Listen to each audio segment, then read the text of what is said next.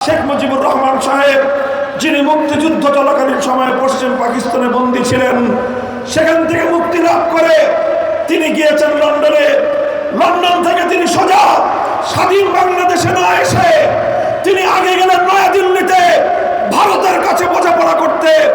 সেখানে গিয়ে ভারতের তৎকালীন প্রধানমন্ত্রী শ্রীমতী ইন্দিরা গান্ধীর কাছ থেকে তিনি একটা প্রেসক্রিপশন নিয়ে আসলেন। ইন্দিরা গান্ধী তাকে বলে দিলেন বাংলাদেশের সংবিধান ভারতের সংবিধানের মূলনীতির আলোকে রচনা করতে হবে। আর শেখ মুজিবুর রহমান সাহেব সেটাই করলেন। বাংলাদেশে এসে ৭২ সালে একটা সংবিধান তৈরি করলেন, যেই সংবিধানের মূলনীতিগুলো জাতীয়তাবাদ, ধর্মনিরপেক্ষতাবাদ, গণতন্ত্র, সমাজতন্ত্র নামক ৪ মূলনীতি ভারতের সংবিধান থেকে বাংলাদেশে আমদানি করে ৭২ সালেই সদ্য স্বাধীন বাংলাদেশকে ভারত মাতার চরণতলে বলি দেওয়ার ব্যবস্থা করেছেন। এভাবেই একবার ৪৭-এর বিজয়কে কুক্ষিগত করা হয়েছে, আরেকবার ৭১-এর বিজয়কে ভারতের হাতে তুলে দিয়ে স্বাধীন বাংলাদেশের স্বাধীনতার যুদ্ধকে কলঙ্কিত করবার চেষ্টা করা হয়েছে। সংগ্রামী সাথী ও বন্ধুগণ, আমরা দ্ব্যর্থহীন ভাষায় বলতে চাই, এভাবে ৭২-এর সংবিধান তৈরির মধ্য দিয়ে বাংলাদেশের মানুষের হাজার বছরের ইচ্ছা এবং অভিপ্রায়, এদেশের মানুষের স্বাধীন মুসলিম জাতিসত্তা গঠন করবার যে ইচ্ছা এবং তাদের যে অভিপ্রায়, সেই দেশের মানুষের জনগণের ইচ্ছা এবং অভিপ্রায়ের গলার উপর ছুরি চালানো হয়েছিল। আর এভাবেই ৭১-এর মুক্তিযুদ্ধের চেতনার নামে ৭২-এর ভেজাল চেতনাকে বাংলাদেশে প্রতিষ্ঠিত করবার চেষ্টা করা হয়েছে। ৭২ সাল থেকে ২০২৪ সাল পর্যন্ত সেই ভেজাল চেতনায় গেলাবার চেষ্টা করা হয়েছে।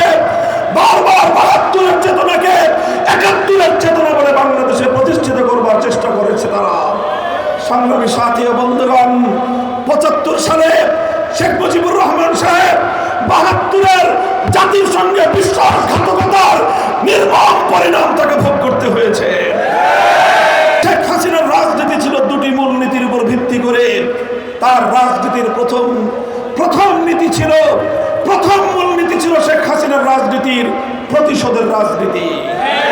তার রাজনীতির দ্বিতীয় বৈশিষ্ট্য ছিল বিভাজনের রাজনীতি। তিনি প্রতিশোধ গ্রহণ করেছেন বাংলাদেশ রাষ্ট্রের কাছ থেকে, তিনি প্রতিশোধ গ্রহণ করেছেন বাংলাদেশের জনগণের কাছ থেকে, শেষ পর্যন্ত তিনি প্রতিশোধ গ্রহণ করেছেন তার দল আওয়ামী লীগের কাছ থেকে। আপনারা অনেকে আশ্চর্য হবেন, কিন্তু বিবেকবান মানুষ গভীরভাবে চিন্তা করলেই দিবালোকের ন্যায় পরিষ্কার হয়ে যায়।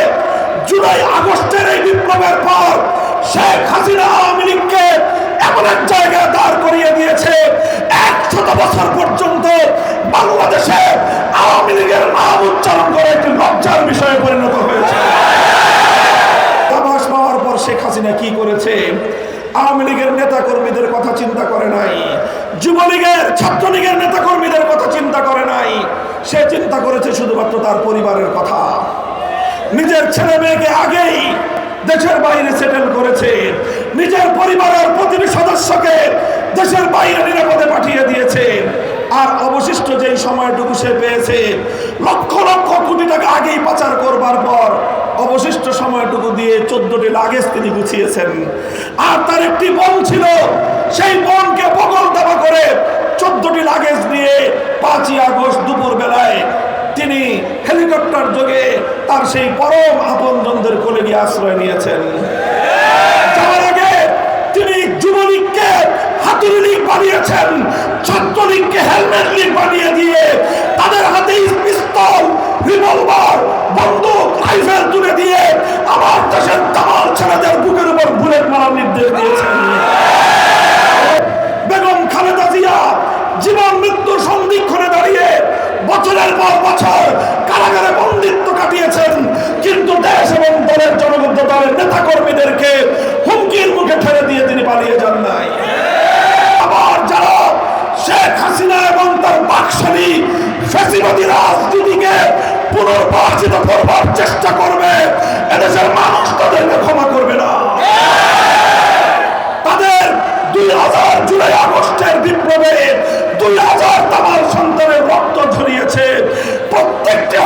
জুলুমের বিচার হতে হবে। বাংলাদেশ থেকে পাচারকৃত লক্ষ লক্ষ কোটি টাকা ফিরিয়ে এনে দেশ এবং জনগণের কল্যাণে ব্যয় করতে হবে।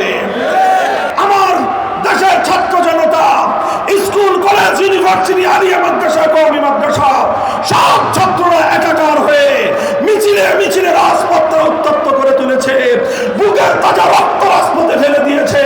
আবার নামাজের সময় হওয়ার সাথে সাথে আল্লাহু আকবারের ধ্বনিতে আকাশ বাতাস মুখরিত করে যেই রাজপথে তারা বুকের রক্ত দিয়েছে সেই রাজপথকে জায়নামাজ বানিয়ে আল্লাহর দরবারে সিজদায় লুটিয়ে পড়েছে। সংগ্রামী সাথী ও বন্ধুগণ, এটাই হলো জুলাই এবং আগস্টের বিপ্লবের প্রেরণা। কথা বলেন ঠিক না বেঠিক?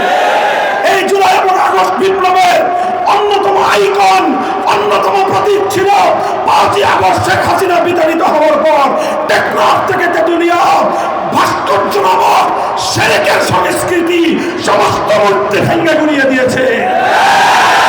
কিন্তু সাম্প্রদায়িক সম্প্রীতির অনন্য নজির স্থাপন করে কোন হিন্দুদের মন্দিরে কোন প্রতিমায় ফুলের টোকা পর্যন্ত দেওয়া হয় নাই।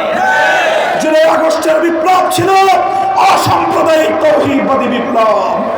কাজেই আগামীর বাংলাদেশ বুঝে নাও, যারা ইসলামকে সহ্য করতে পারো না, স্পষ্ট পেলাম বাংলাদেশের স্বাধীনতা এবং ইসলাম এক সূত্রে গাথা। বাংলাদেশে যদি ইসলাম আক্রান্ত হয় স্বাধীনতা বিপন্ন হবে।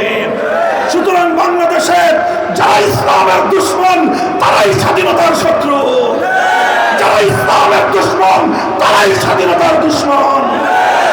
আমরা আগামীর বাংলাদেশকে তাই সেই আমাদের ঐতিহ্যবাহী, আমাদের ইতিহাসের অনন্য মাইল ফলক 47, 71 এবং 24-এর এই গণ অভ্যুত্থানের আন্দোলন সংগ্রামের ভিত্তিতে আগামীর নতুন বাংলাদেশ গড়ে তুলতে চাই। 47, 71 এবং 24-এর চেতনাকে সমন্বিত করেই আগামীর বাংলাদেশ গড়ে উঠবে ইনশাআল্লাহ।